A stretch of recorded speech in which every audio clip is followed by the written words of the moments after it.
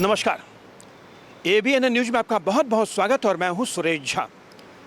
पूर्व और पश्चिम की सभ्यता में जमीन आसमान का अंतर है, और अंतर हो भी क्यों ना। पूर्व और पश्चिम की जो सभ्यता है, उनकी संस्कृति है, उनका जो पहनावा है, उनका जो खान पान है, उसमें जमीन आसमान का अंतर है। 10 साल पहले पूर्व पश्चिम की सभ्यता को लेकर एक भविष्यवाणी की गई थी, और वो भविष्यवाणी की गई थी एक एल्बम के रूप में। पिछले दिनों उसका म्यूजिक लॉन्च हुआ था, और अब आने वाले दिनों में उसका वीडियो लॉन्च होने के लिए जा रहा है। उस वीडियो लॉन्च में क्या क्या बताया गया, क्या क्या उसके अंदर खासियत है, इन तमाम मसलों पर हमारे साथ बातचीत करने के लिए मौजूद हैं कोड 25 एल्बम का नाम है, उसके निर्माता हैं काइजर खान, जो इस समय हमारे साथ मौजूद हैं। इनसे बातचीत करेंगे और ये जानने की कोशिश करेंगे कि जो कोड 25 जो एल्बम है उसमें क्या क्या आपने बताया है। उसमें जो गाना है, जो गाने को लेकर जो आप आए हैं, जिसमें आपने ये कहा है कि 25 साल बाद पूर्व और पश्चिम की सभ्यता को लेकर जो एक भविष्यवाणी की गई थी, उस गाने को लेकर उसको पिरोया गया है। तो आइए हम काइजर खान से बात करते हैं। काइजर साहब, आपका बहुत बहुत स्वागत है हमारे चैनल में। आपने कहा 25 साल बाद पूर्व और पश्चिम में जो होने वाला है उसको आपने गाने के रूप में पिरोया है जी। क्या खासियत है उस गाने की, उसमें क्या क्या डाला आपने? इसमें काफ़ी चीज़ें हैं। 10 साल पहले ये 2011 में गाना लिखा और रिकॉर्ड करा गया था, और हमने इस गाने में बताया था कि आगे आने वाले टाइम में क्या क्या होगा, क्या क्या चेंजेस आएंगे, क्या क्या बदलाव आएंगे, मतलब ईस्ट में, ख़ासकर इंडिया में, और वेस्ट जो कि रिप्रेजेंट करता है मोस्टली यूएस में। तो इन दोनों कंट्रीज़ के कल्चर्स के बारे में बात करा था। किस तरह की सोसाइटी है, किस तरह की लाइफ है, क्या यहाँ पर हो रहा है उस टाइम, मतलब 2011 में क्या हो रहा था, और अब आगे आने वाले टाइम में क्या होगा। कैसी जो जनरेशन्स हैं, जो नई जनरेशन जो उस टाइम में छोटी थी, और अगले आने वाले टाइम में 10 साल बाद 20 साल बाद जब वो बड़े होंगे तो किस तरह का माहौल, किस तरह की दुनिया देखेंगे, वो उसके बारे में ये गाना पूरा लिखा गया था। और ये सिर्फ इसलिए नहीं कि मतलब आगे आने वाले टाइम में क्या होगा, क्योंकि दोनों कंट्रीज़ में एक बहुत ही बड़ा डिफरेंस है, बट सिमिलैरिटी भी है। सिमिलैरिटी ये है उनकी कि दोनों मल्टीकल्चरल हैं, मल्टीकल्चरल कंट्रीज़ हैं, और बहुत ही डाइवर्स हैं। हर तरह के लोग, हर तरह की भाषा दोनों कंट्री में आपको मिलेगी। तो ये एक चीज़ उनको एक जैसा बनाती है, बट डिस्टेंस और एक दुनिया के एक कोने और दूसरे कोने में होने में इनका फ़र्क भी है। तो ये दो कंट्री कैसे एवॉल्व होंगी, कैसे बदलेंगी, क्या इनकी सोसाइटी होगी, कैसा इनका कल्चर एवॉल्व होगा, और कैसी जो आने वाली जनरेशन में क्या चेंजेस देखे जाएंगे, ये गाना, ये इसका लिरिक्स इन चीज़ों के बारे में बात करता है। और कैसे ग्लोबलाइजेशन की वजह से दुनिया धीरे धीरे छोटी होती जा रही है, एक होती जा रही है, ख़ासकर इंटरनेट और कम्युनिकेशन में कितने बदलाव आया। जो चीज़ें पिछले 100 साल में नहीं हुई थी, वो अब की 10 साल में हो चुकी है। तो जो चेंजेस हमने नहीं देखे थे पिछले 100 साल में, वो 2010 से 20 में आप देख सकते हैं। तो एक कहते हैं ना ह्यूज लीप, एक बहुत बड़ा कदम दुनिया ने लिया है और छोटी हो जाने के लिए, ताकि जो चीज़ हम पहले सोच भी नहीं सकते थे कि हाँ यूएस में क्या हो रहा है हम चुटकियों में जान पाएँ, इंडिया में क्या हो रहा है वो चुटकियों में जान पाएँ।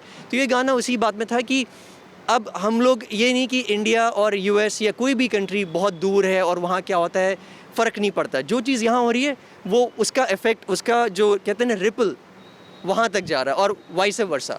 अब देखें कितनी जल्दी सोशल मीडिया की वजह से एक चीज़ वहाँ हो, यहाँ पर आपको उसका चेंजेस दिखाई पड़ेगा।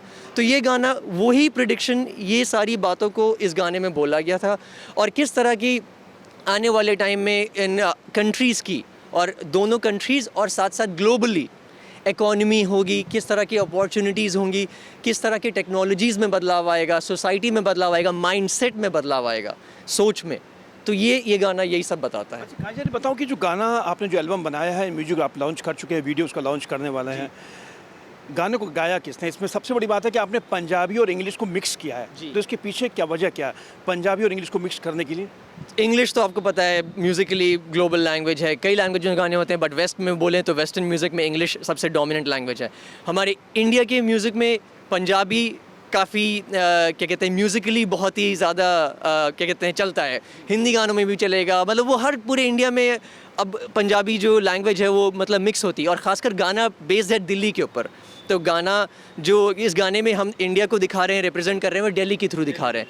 तो दिल्ली में जो पंजाबी लैंग्वेज का कल्चर ज़्यादा है और बोली जाती है, गानों में यूज़ करी जाती है, तो इस लैंग्वेज के थ्रू हम रिप्रेजेंट कर रहे हैं दिल्ली को, दिल्ली की लैंग्वेज, कल्चर, और दिल्ली रिप्रेजेंट करता है पूरे इंडिया को। तो कहीं ना कहीं वो हम इसीलिए यूज़ कर रहे थे पंजाबी और इंग्लिश में जुगलबंदी करना, कि एक तरफ सवाल है और दूसरी तरफ जवाब है। तो अच्छा, ये जुगलबंदी जो हुई इसमें गाना किसने गाया इसके अंदर? शाहिद बेग जो पले बड़े इंडिया और दिल्ली में ही, यहीं से वो पले बड़े और पिछले 15-20 सालों से वो यूएस में रह रहे हैं।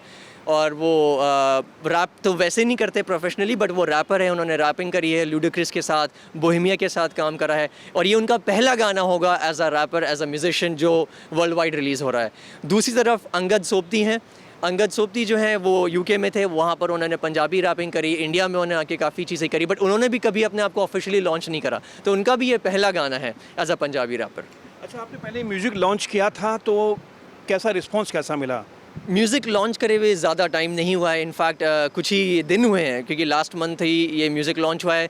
इनफैक्ट म्यूज़िक लॉन्च होना था ये 10 साल पहले, बट किसी वजह से हम लोग रुक गए और उस गाने को रखा रहा, और अब अचानक से पैंडेमिक शुरू हो गया 2020 में, तो मुझे ख्याल आया कि इतने पहले जो चीज़ें हमने करके रखी थी, जो काम करके रखे थे, उसको शायद अब टाइम आ गया है वो बताया जाए, क्योंकि एक सोच आई कि जो चीज़ें हमने पहले सोची थी, बोली थी, वो अब हो रही हैं।